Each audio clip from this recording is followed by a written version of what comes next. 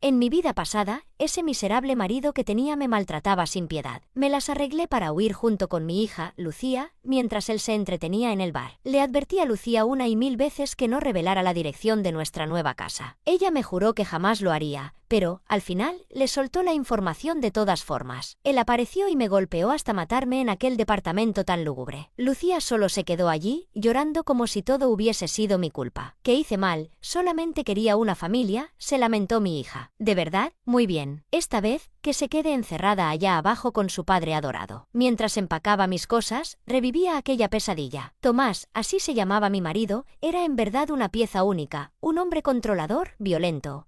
Alguien que no dudaba en ejercer su poder de la peor manera. Me golpeaba, me insultaba y hasta amenazaba con matarnos a mí y a Lucía si yo siquiera consideraba la palabra divorcio. Por eso, el día en que salió a beber con sus amigos, agarré a Lucía y corrí sin mirar atrás. Me deshice del teléfono y evité el menor contacto con quienes pudieran darnos a conocer. Les insistí a mis familiares y conocidos que no dijeran nada, y metí en la cabeza de Lucía que no podía comunicarse con Tomás. Ella juró que no lo haría. Sin embargo, a escondidas, le mandó un mensaje diciéndole que lo extrañaba. Él supo engatusarla y ella terminó contándole todo, dónde estábamos, qué hacíamos. Apareció esa misma noche, echando abajo la puerta. Comenzó a golpearme y patearme sin parar. No tuve forma de defenderme. Morí allí mismo, sobre el piso. Los noticieros se volvieron locos con el suceso. Reporteros iban y venían. Lucía se quedó mirando con esos ojos inocentes y bien abiertos. ¿Qué hice mal? Sollozaba. Yo solo quería tener a mi mamá y a mi papá juntos. Si ella no hubiera huido, él no se habría enojado tanto y no la habría golpeado así. Tiempo después, Lucía testificó ante el tribunal que Tomás no quiso matarme, que todo fue un accidente. Él salió culpado únicamente de abuso, cumplió 5 años y quedó libre. Cuando volvió a la calle, Lucía ya era toda una adulta. Se hicieron una pequeña familia feliz, algo que jamás existió en realidad, y yo llevé una existencia miserable, solo para terminar traicionada y apuñalada por mi propia hija. Aún así, de alguna manera, logré otra oportunidad en esta vida. El rencor me golpeó como una ola enorme. Sentía un temblor lleno de furia. En ese instante, Lucía, moviendo su coleta, entró a la habitación. Vio la maleta a medio empacar y frunció el ceño. «¿Mamá, otra vez huyendo?», refunfuñó, pateando la maleta contra la pared. «Eres tan dramática. Papá trabaja mucho, a veces tiene un mal día. ¿Y qué si te pegó un par de veces? Actúas como si fuera el fin del mundo. Además, ¿de qué sirve escapar? Siempre nos encuentra y cuando vuelva te golpeará aún más». Sus palabras me noquearon emocionalmente. Se sentía como si me hubiese dado un puñetazo en el estómago. Era la misma actitud que mostraba en mi vida pasada. De repente, caí en la cuenta de algo. Siempre le cuentas a Tomás dónde estamos, ¿verdad? Lucía retrocedió como si le hubiera dado una bofetada. En su cara se reflejaba la típica angustia adolescente. ¿Qué preferirías?, me espetó. ¿Que no tuviera familia? Tú y yo nos la pasamos huyendo. Cuando papá se calma, yo solo le doy una oportunidad. ¿Acaso no es mejor que sigamos siendo una familia? En mi vida anterior, cada vez que Tomás se ponía agresivo, yo salía corriendo con Lucía rumbo a casa de mis padres. Pero mis padres murieron, mi hermano vendió la antigua casa y terminé hospedándome en hoteles. Nunca entendí cómo Tomás nos encontraba tan rápido. Ahora sabía la verdad, esta víbora de niña era la que le contaba todo. El enojo antiguo y la rabia nueva se fundieron en un mismo dolor. Ya no pude contenerme, le di una bofetada en la cara. Ella nunca vio venir el golpe. Se cubrió la mejilla y me miró, atónita. «¿Me pegaste?», exclamó, incrédula. «Claro que sí», le solté. «Te pegué», y no contenta con eso, la abofeteé 2 veces más. Las marcas rojas apenas apaciguaron mi cólera. «Eres una malagradecida», grité. «Fuera de mi vista». Lucía me miró con un odio encendido que no encajaba con su corta edad. Tenía solo 8 años. Pero se parecía tanto a Tomás en ese momento que me aterró hacerle algo peor si se quedaba. Dio un portazo y la oí llorar al otro lado. «Ya lo verás», amenazó. «Voy a llamar a mi padre y entonces regresará y te va a dejar molida». ¿Esperar? Esperaría lo que hiciera falta. Disfrutaría cuando mi ingrata hija saboreara la verdadera personalidad de su adorado papá. Volví la vista a la maleta llena de ropa y juguetes suyos. Había sido una esclava durante años y ni siquiera yo tenía un vestido decente. Tomás aparecería pronto, así que tiré todo lo de mi hija por la ventana, agarré mis documentos, mi teléfono y salí a toda prisa. Antes había comprado un boleto de tren, pero decidí no arriesgarme. Compré uno de avión para otra ciudad. Sin el lastre que me retenía, reservé todo en un santiamén. 2 horas después estaba volando lejos, dejando atrás esa existencia. A diferencia de otras veces, no me deshice del número de teléfono viejo. Lo instalé en un celular desechable. ¿Quería mi hija creer que Tomás era un santo? Pues yo quería ver cuán celestial sería esa vida en mi ausencia. Imaginé que Tomás estaría feliz con su informante favorita, pero me equivoqué. Empezaron a llegar montones de mensajes. Cuando desbloqueé el teléfono desechable,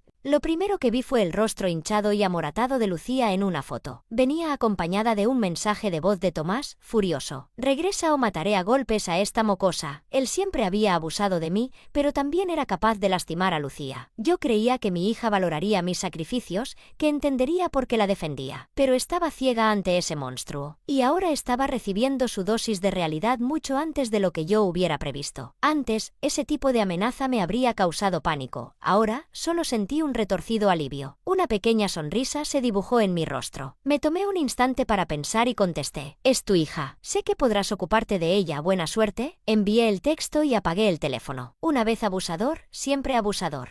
Felices para siempre apenas comenzaba. Necesitaba descansar y verlo todo desplegarse a distancia. Encendí el teléfono desechable una semana después. Tenía más de 500 llamadas perdidas. Revisé los mensajes y distinguí el número de Verónica, mi cuñada. Verónica también había vivido bajo las amenazas de su esposo y en una ocasión, cuando él la arrojó por la ventana del segundo piso, se rompió la pierna. Siguió sufriendo agresiones incluso después de quedar enyesada. Nos uníamos a través de esos horrores. Antes de mi huida, me escribió para invitarme a almorzar. Me negué porque debía tomar el tren. Luego descubrí que le contó a Tomás a dónde iría y él pretendía tenderme una emboscada. En ese momento, no entendí por qué lo hacía. Ahora sabía que su corazón se había oscurecido. Quería que alguien estuviera peor que ella, como si todo fuera un pozo donde nadie puede escapar. Sonreí con amargura al ver que Verónica llamaba otra vez. Cuando contesté, percibí su sobresalto. «¿Dónde te has metido?», soltó alterada. «No puedes abandonar a tu hija. Tomás la está moliendo a palos». ¿Todavía no la mataba? Vaya, qué sorpresa. Recordé la mirada odiosa de Lucía el día que me encaró. Imité su tono. «Ay, ¿no trabaja tan duro tu papá? Entonces, ¿por qué te quejas ahora?» «Estás resentida», dijo Verónica con un deje de reproche. «Pero tienes que regresar o Tomás podría hacer algo peor». «¿Peor que qué?», respondí con sorna. «No puedes huir eternamente», exclamó. «Eres lista, pero actúas como tonta. Los hombres se enfadan cuando son jóvenes, pero no dura para siempre. Solo aguanta y vive la vida». Me quedé sin habla. Ahora entendía por qué Verónica terminaría con problemas de salud crónicos. Algunas personas se aferran a su propio sufrimiento y esperan que el resto también se hunda. Seguramente quería que volviera para hundirme de nuevo. «Vete a casa», insistió. «Hablaré con Tomás. No será tan grave». Rodé los ojos. ¿De verdad pensaba que yo era masoquista? «Si quieres esa vida, perfecta para ti». «Yo no nací para aguantar golpes», contesté. Casi podía oír cómo se enfurecía.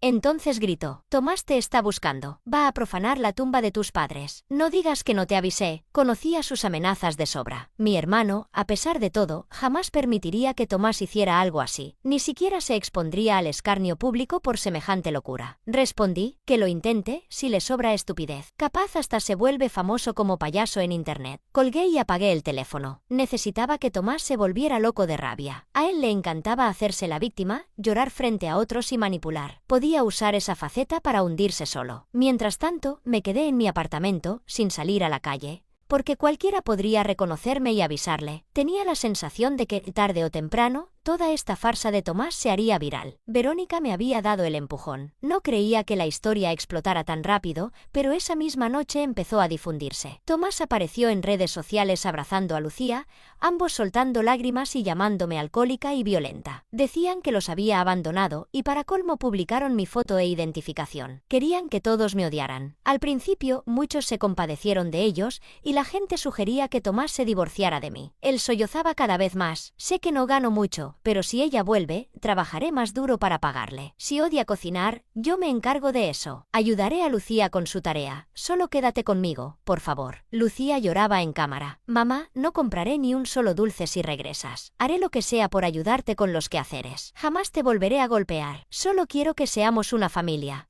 En los últimos 10 años, jamás levantaron un dedo para las labores de la casa. Yo tenía que suplicar que Tomás pagara siquiera la despensa o los útiles de Lucía. Él la adoraba, Lucía, pero ella era una mocosa desconsiderada y yo, una ingenua que creía poder salvarla. Me dolía de rabia verlos en pantalla, sintiendo que quería atravesar el teléfono y ahorcarlos. Me contuve. Al cabo de unos días, las redes sociales de Tomás crecieron a 100.000 seguidores. Algunas empresas empezaron a ofrecerle colaboraciones para transmisiones de ventas en vivo. Él, ansioso, empezó a mezclar sus lagrimones con la venta de productos. A algunos les desagradaba, a otros les fascinaba. Parecía estar logrando la vida que tanto soñaba, pero no le duraría. Yo permanecí encerrada, planeando mis siguientes pasos. Al final, tomé mi viejo número y le envié un mensaje a Tomás. Deja de fingir, sufres, pero no tienes corazón. Él respondió rápido, como siempre, intentando sonar arrepentido. Me equivoqué, por favor, regresa a casa. Haré lo que sea. Luego de un tiempo, sonó mi teléfono. Sabía que todo era una actuación. No me sorprendió. Grabé la llamada. Del otro lado, Tomás sollozó. Sé que odias que no lo haga. Dinero, fama, ahora soy un influencer. Te apoyo, respondió con entusiasmo. Vaya actuación. Pensé que odiaría escuchar su voz. Pero no fue así. Respiré hondo antes de hablar. Tomás, tus mentiras no te harán justicia. Él guardó silencio. Yo trabajo, Tomás. Tengo cicatrices en mi cuerpo por las palizas que me diste. No mienten. ¿De qué hablas? Yo nunca te he pegado. Parecía nervioso, pero insistió con su papel. Lo hago por nosotras, para que Lucía tenga una buena vida. Otra mentira. Estaba usando a nuestra hija como escudo. Nunca nos amaste ni a mí ni a Lucía. Solo fuimos cosas de las que podías abusar. Su voz se endureció. Te advierto que te detengas. Si sigues, voy a exponer la verdad y todos te odiarán. Corté la llamada y apagué mi teléfono quemador. Tomás era un fracasado, inseguro y patético. Haría lo que fuera para mantener sus 15 minutos de fama. Yo era un problema para él. Sabía que intentaría silenciarme, pero me había asegurado de ser imposible de encontrar. Solo tenía dos opciones. Primera, podría hacerle aún más daño a Lucía, con la esperanza de que yo me derrumbara y volviera con él. Segunda, contratar a algún hacker para rastrear mi ubicación. Pero mi teléfono estaba apagado. No funcionaría. Lucía era su mejor apuesta. Ella siempre lo adoró. Así que